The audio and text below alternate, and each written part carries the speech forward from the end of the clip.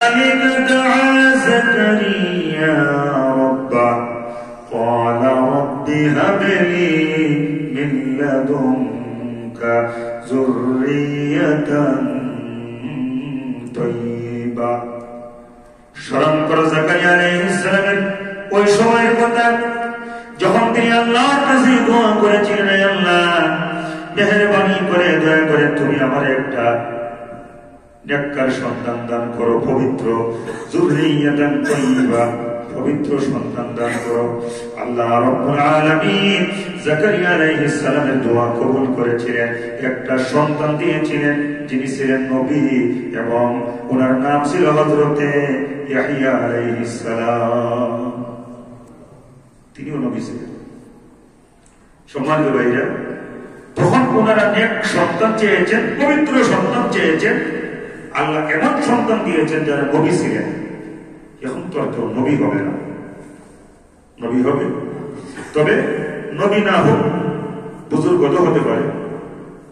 আমরা যদি নেককার সন্তান চাই, আল্লাহ পাক আমাদেরকে বুজুর্গ সন্তান দান করতে পারে, যাদের জন্য আমরা টেনশন করতে হবে না কখন কোথায় কি কইরা বসে, যেমন টেনশন করা লাগবে। আর আমরা সন্তান নেককার আল্লাহওয়ালা সন্তান চাই না। এই জন্য কি হয়, এমন সন্তান আসে আমার ঘরেও দুশ্মন, বাইরেও দুশ্মন, সব জায়গায় দুশ্মন, মনে হয় সন্তান না, এটা একটা গজব। এবং এমন সন্তানের বাপ মা হওয়ার কারণে শুধু সন্তানই পাড়া প্রতিবেশীর কাছ থেকে গালিগালাজের সম্মুখীন হয় না, এইটারে জন্ম দেওয়ার কারণে, এইটার বাপ মা হওয়ার কারণে মানুষ বলে কি এইটা কুলাঙ্গার, এইটারে যারা জন্ম দিছে, যেই ঘরের মধ্যে জন্ম হয়েছে ওই ঘরের সব কুলাঙ্গার, বলে না, বলে না। সন্তানটা যদি ভালো হয় তাহলে মানুষ কি করে, গ্রামের মানুষ মাথা হাতায়, মুখ হাতায়, খুব ভালো ছেলে বাবা তুমি, আল্লাহ তোমার কত ছেলে ভাইয়া, তোমার বাপ মা কত খুশি, তোমার মা পেটটা সার্থক।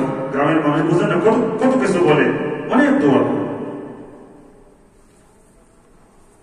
তাই নেক সন্তানের পিতা মাতা হতে পারা মানে আল্লাহর পক্ষ থেকে সন্তান নামক রিজিক পাওয়া।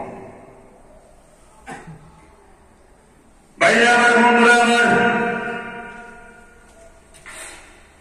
তাই আমার আমি বলেন, ও দুনিয়ার মানুষেরা আমার কাছে রিজিক চাও, আমার কাছে রিজিকের প্রত্যাশী হও। সূরা তালাক ৩ নম্বর আয়াত আল্লাহ বলেন, وَيَرْزُقْهُ مِنْ حَيْثُ لَا يَحْتَسِبُ وَمَنْ يَتَوَكَّلْ عَلَى اللَّهِ فَهُوَ حَسْبُهُ। রিজিক দেওয়ার মালিক আমি আল্লাহ, আমি আল্লাহ ছাড়া কেউ তোমাকে রিজিক দিতে পারে না, পারবে না।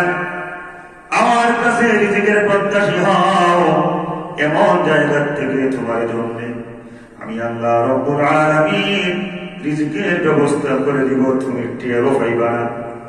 এই জন্য তোমার কি করতে হবে,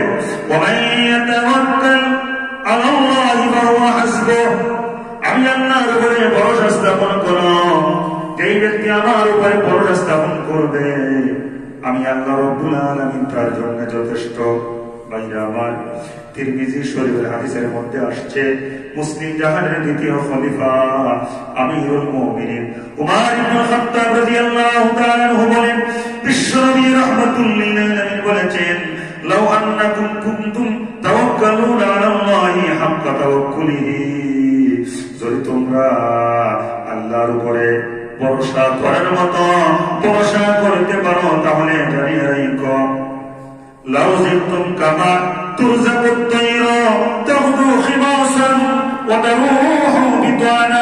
আল্লাহর হাবিব বলেন, যদি তোমরা আল্লাহর উপরে ভরসা করার মতো ভরসা স্থাপন করতে পারো, আল্লাহ রাব্বুল আলামিন এমন ভাবে তোমাদেরকে রিজিকের ব্যবস্থা করে দিবেন যেমনি ভাবে শূন্যের মধ্যে উড়ন্ত, আকাশের নিচে উড়ন্ত চলমান পাখিগুলারে আল্লাহ রাব্বুল আলামিন রিজিকের ব্যবস্থা করে দেন। আল্লাহর হাবিব বলেন, লাউ জিতুম কামা তুরজাকুত তায়র তাগদু খিমাসান ওয়া তারুহু বিতানা। ওই পাখিগুলো সকাল বেলায় খালি পেটে আল্লাহর উপরে ভরসা স্থাপন করে ঘর থেকে বের হয়ে যায়, ঠিক না? কোনদিন কি যে পাখিগুলো আকাশে উঠতেছে এগুলোর জন্য আমরা খাবারের ব্যবস্থা করে দিছি? শুধুমাত্র মক্কা শরীফে গেলে দেখা যায় ওই যে কবুতরের মাঠ, কিছু কবুতরের জন্য আমরা গমটম চিন্না বরকত মনে করে অনেকে দিয়ে দিই। এছাড়া ঢাকা শহরে নতুন মাঠ আছে যে পশু পাখি এসে খাইব, কিছু খাবার ব্যবস্থা করে দিয়ে দিয়েছেন কোনদিন? ঢাকায় কেন, বাংলাদেশে আছে কোন জায়গার মধ্যে এমন মাঠ থাকলে তো এটা দর্শনীয় স্থান হয়ে যাইত? আমার জানা না, জানি না আপনারা জানেন। সম্মানিত ভাইরা, এই যে পশু পাখিগুলা সকালবেলা বের হয়, কার নামে বের হয়? আল্লাহর নামে। বের হয় কি বড় পেটে না খালি পেটে? খালি পেটে। কিন্তু বিকালবেলা আল্লাহ তাদেরকে এমন খাওয়ান খাওয়ায় এগুলো নড়তে পারে না, খালি পেটে বের হয়ে বড় পেটে চলে আসে। তাই রাসূল বলেন, তোমরা যদি আল্লাহর উপরে ভরসা করার মতো ভরসা করতে পারতে, এমন ভাবে আল্লাহ তোমাদের জন্য রিজিকের ব্যবস্থা করে দিতেন যেমনি ভাবে পাখির জন্য ব্যবস্থা করা হয়। পাখি যেমন খালি পেটে সকালবেলা বাসার থেকে বের হয়, আল্লাহর উপরে ভরসা করে আল্লাহর নামে যাইতেছি, আল্লাহ খাওয়াবে, আমরা খাবো ইনশাআল্লাহ। দেখা যায় ঠিকই একবার পেট ভর্তি করে খায়া চলে আসতেছে। আল্লাহ তোমাদের এইভাবেই রিজিকের ব্যবস্থা করে দিতে। সুবহানাল্লাহ। ভাইরা আমার, আমি আবারও জানতে চাই, আওয়াজ করে বলো রিজিকের মালিক কে? সূরা মুলকের 21 নম্বর আয়াতে আল্লাহ বলেন, আম্মান হাদাল্লাযী ইয়ারযুকুকুম ইন আমসাকা রিজকাহু বাল লাজ্জু ফী উতুবিয়্যিন ওয়া নুফুর।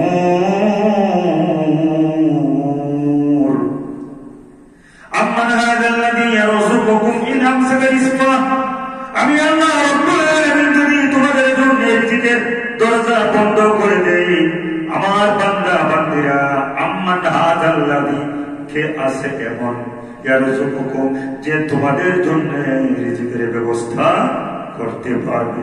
আছে নাকি? যারা বলেন আছে? আল্লাহ ছাড়া রিজিকের ব্যবস্থা করার মতো কেউ নাই। সাইকে ঢাকা শহরে ঘুরেন না, বলিতে বলতে বহু মানুষ দেখবেন, দেখলে বোঝা যাবে এদের রিজিক বন্ধ করে দিছে আল্লাহ। আল্লাহ যদি রিজিক বন্ধ করে দেয়, রান্না করলেও খাইতে পারবে। কথা বলেন, আল্লাহ যদি রিজিক বন্ধ করে দেয়, রান্না করলেও খেতে।